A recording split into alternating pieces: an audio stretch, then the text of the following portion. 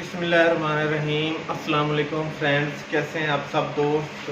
तो चलो दोस्तों, आज जैसा कि मैंने आप सब लोगों के साथ का बताया था आप लोगों को कि मैं आप सब लोग दोस्तों के साथ जो है ना सीएससी स्कॉलरशिप के लिए जितने जितने भी डॉक्यूमेंट्स रिक्वायर्ड होते हैं कि कौन कौन से डॉक्यूमेंट्स हमें चाहिए होते हैं ताकि हमें कल को मसला न आए जब हम सीएससी स्कॉलरशिप अप्लाई करना चाहें और जब सीएससी स्कॉलरशिप ओपन होती है तो उससे पहले जो है हम अपने सारे डॉक्यूमेंट्स ना उनको रेडी कर लें। तो मैं आज सब अपने मतलब आप लोगों के साथ जो है ना वो डॉक्यूमेंट्स की इंफॉर्मेशन आप लोगों के साथ शेयर करने लगा हूँ। बाकायदा आप लोगों को दिखाऊंगा भी कि कौन कौन से डॉक्यूमेंट्स आपको चाहिए होते हैं। तो सबसे पहले तो दोस्तों, जिस दोस्त ने अभी तक हमारे चैनल को सब्सक्राइब नहीं किया तो जल्दी से सब्सक्राइब कर लें और ज़रूर शेयर करें ताकि उन दोस्तों को भी पता चल जाए जो अभी तक नहीं पता कि सीएससी स्कॉलरशिप हम कैसे अप्लाई करेंगे, ताकि उनको भी फ़ायदा हो। तो चले दोस्तों, हम बात करने वाले हैं सीएससी स्कॉलरशिप के डॉक्यूमेंट्स रिक्वायरमेंट्स के बारे में। तो उसके लिए आपको फर्स्ट ऑफ ऑल आपकी जो एकेडमिक्स डिग्री होगी और ट्रांसक्रिप्ट होगी, आपको वो लाजमी अटेस्टेड चाहिए अपने मतलब इदारे से आपको मिल जाएगी। आप HEC अटेस्ट करवा लेंगे। तो HEC से अटेस्ट लाजमी करवाना है क्योंकि आपको पता है सारी चीज़ें जो होती हैं ना वो लाजमी होती हैं। तो पहले तो HEC से जो अटेस्टेड ट्रांसक्रिप्ट और ओरिजिनल है ये हमें पहले नहीं चाहिए होती, हमें चाहिए होती हैं दूसरी, जो हम गवर्नमेंट मतलब किसी भी अदालत में जाके ना तो हम नोटरी मतलब डॉक्यूमेंट्स हमें बनवाने होते हैं नोटराइज। वो हम जाके अपने ओरिजिनल डॉक्यूमेंट्स की कॉपी करवा के उनके ऊपर स्टैम्प लगवाएंगे तो वो हमारे नोटराइज जो बन जाएंगे वो हम सेट बना के उनको एडमिशन के दौरान भेज देंगे। तो मैं आप सब दोस्तों के साथ अभी से मतलब आप लोगों को दिखाता हूँ कि कौन कौन से डॉक्यूमेंट्स आप लोगों को चाहिए होंगे।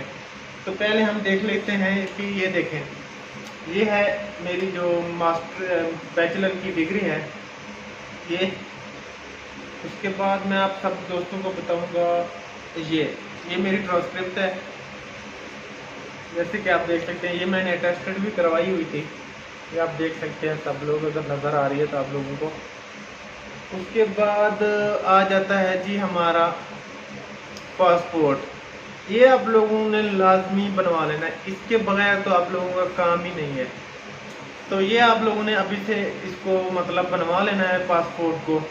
ये आप 36 पेज वाला बनवा लें, ये बहुत होता है, तकरीबन 3000 रुपये वो इसके लेंगे आपसे और तकरीबन आपके 15 दिन या 20 दिन में ये बन के आ जाएगा। उसके बाद जो मेन आता है ना वो होता है आपका रिकमेंडेशन लेटर। ये जो रिकमेंडेशन लेटर है ना ये आपको अपने सुपरवाइज़र से, जो मतलब यूनिवर्सिटी में आपके टीचर थे जो आपको सुपरवाइज करते थे, पढ़ाते थे, आप उनसे एक बनवा लें। और दूसरे जो आपके सीनियर मतलब PhD टीचर हो गए या HOD हो गए, आप एक रिकमेंडेशन लेटर उनसे बनवाएंगे। ये देखें, ये दूसरा रिकमेंडेशन लेटर है, आप उनसे बनवा लेंगे। ये दो आपके रिकमेंडेशन लेटर हो गए। उसके बाद आ जाता है आप जहाँ पे जो मतलब आपकी अगर डिग्री कंप्लीट हो रही है 2019 में या 2018 में, तो बीच में जो गैप आ रहा है उसके लिए उसके दौरान आप क्या करते रहे। तो उसके लिए बेस्ट है कि अगर आप जॉब कर रहे हैं तो अपनी जो कंपनी है उससे अपना जो एक्सपीरियंस लेटर है वो बनवा लें। अगर तो नहीं मिल रही तो किसी और दोस्त जानने वाले को कहें कि वो आपको एक्सपीरियंस लेटर बनवा के दे। एक्सपीरियंस लेटर आपने मतलब जिस मंथ से या पीछे से छोड़ी है ना उस मंथ से एंड तक आपने जो है उसका लेटर बनवाना है। ठीक है, ये आप देख सकते हैं। उसके बाद जो सबसे ज़्यादा इम्पोर्टेंट है वो है आप लोगों का मेडिकल सर्टिफिकेट। बहुत से लोग ऐसे होते हैं जो अपना मेडिकल सर्टिफिकेट पहले क्लियर नहीं करवाते हैं, वो बाद में जाके करवाते हैं। तो मसले मसाइल फिर ये आते हैं कि उनके जो मेडिकल टेस्ट होता है कोई ना कोई अलामत, कोई ना कोई मसला आ जाता है जिसकी वजह से मेडिकल टेस्ट नहीं क्लियर होता और आप लोग एडमिशन से रह जाते हैं। सबसे जो मेन पॉइंट है, मेरे साथ भी ऐसा हुआ था, लेकिन अल्लाह पाक की रहमत से ना मैंने ना अपने जो सरकारी हॉस्पिटल से ना ये करवाए थे, मतलब टेस्ट करवा लिए थे और इसको मैंने कंबाइन करके उनको पोस्ट कर दिया था। वो मांगते थे ओरिजिनल जो चाइनीज़ का पेज होता है उसके ऊपर, फिर मैंने उसके ऊपर एक डॉक्टर था उसके साइन करवाए थे, क्योंकि जो बाकायदा प्रोसेस होता है वो मेरा नहीं हुआ था। मेरा HVAC शुरू हो गया था नॉर्मल, जिसकी वजह से वो नहीं कर रहे थे।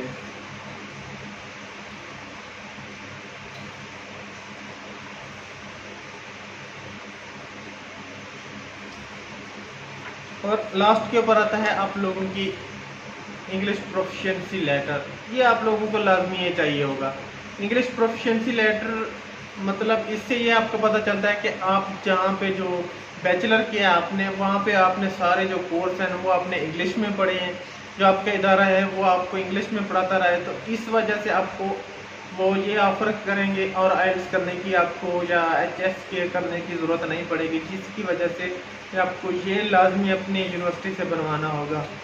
तो चलो ये थे दोस्तों डॉक्यूमेंट्स, जितने भी जो डॉक्यूमेंट्स चाहिए होते हैं, रिक्वायरमेंट्स होती है डॉक्यूमेंट्स की, मैंने आप सब लोगों को दिखा भी दी है और बता भी दिया है।